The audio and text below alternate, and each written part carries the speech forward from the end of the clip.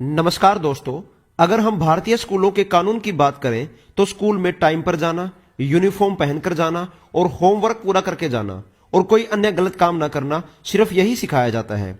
लेकिन स्कूल के जो कानून जापान में बनाए गए हैं वो अपने आप में इतने महान और इतने अच्छे हैं कि जापान के स्कूल में पढ़ने के बाद एक बच्चे की जिंदगी बदल जाती है। ऐसा क्या होता है जापानी स्कूलों में, चलिए जानते हैं। क्यों है जापान सबसे आगे और क्यों है वहां के बच्चे इतने इंटेलिजेंट, चलिए जानते हैं।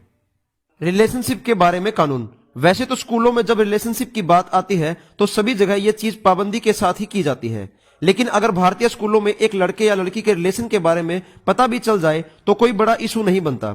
लेकिन जापान में यह रिलेशनशिप वाला लफड़ा बिल्कुल बैन है, क्योंकि वहां की सरकार बिल्कुल नहीं चाहती कि कोई लड़का या लड़की अपनी पढ़ाई करने की उम्र में कुछ फालतू के काम करे। इसलिए अगर वहां के स्कूल में ऐसा कुछ होता है तो लड़के और लड़की को किसी भी स्कूल में एडमिशन नहीं मिलेगा और उनके माँ बाप भी उनको घर से बाहर निकाल देंगे।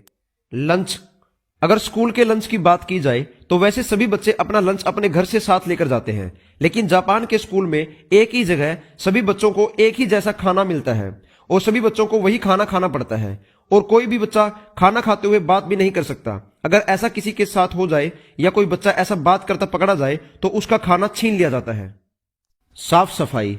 वैसे तो सभी स्कूलों में साफ सफाई के लिए अलग से सफाई कर्मचारियों को रखा जाता है, लेकिन जापान में ऐसा बिल्कुल नहीं होता।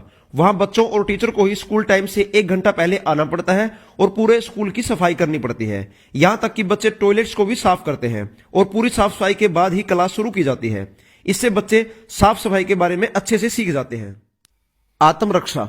भारतीय स्कूलों में बच्चों को सिर्फ फिजिक्स, केमिस्ट्री और मैथमेटिक्स ही सिखाया जाता है, लेकिन जापान के स्कूलों में बच्चों को सेल्फ डिफेंस यानी आत्मरक्षा करनी भी सिखाई जाती है। जापानी स्कूलों में बच्चों को तलवारबाजी और मुक्केबाजी भी सिखाई जाती है ताकि वो अपनी रक्षा खुद कर सके।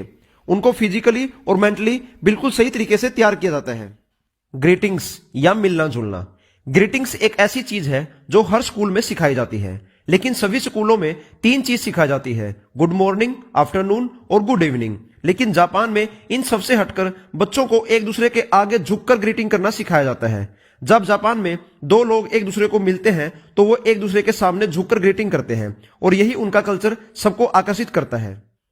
छुट्टियां। जापान में हमारे स्कूलों की तरह हर दूसरे दिन किसी त्योहार की या गर्मियों और सर्दियों की छुट्टी नहीं होती। वहां पर पूरे साल के आखिर में 35 दिनों की छुट्टी होती है और बीच में कोई भी छुट्टी नहीं होती। और छुट्टियों में बच्चे कहीं घूमने नहीं जाते, बल्कि स्कूल के द्वारा दिए गए बड़े बड़े प्रोजेक्ट्स को पूरा करते हैं और अपने दिमाग का इस्तेमाल नई नई चीजें सीखने में करते हैं। और सिर्फ इन्हीं कानूनों की वजह से जापान के बच्चे बहुत ही ज्यादा इंटेलिजेंट होते हैं और इन्हीं इंटेलिजेंट बच्चों की वजह से जापान बहुत आगे है। तो दोस्तों, उम्मीद करता हूं कि आप लोगों को जापान के स्कूलों की ये जानकारी पसंद आई होगी। कृपया करके इस वीडियो को लाइक और शेयर करें। धन्यवाद।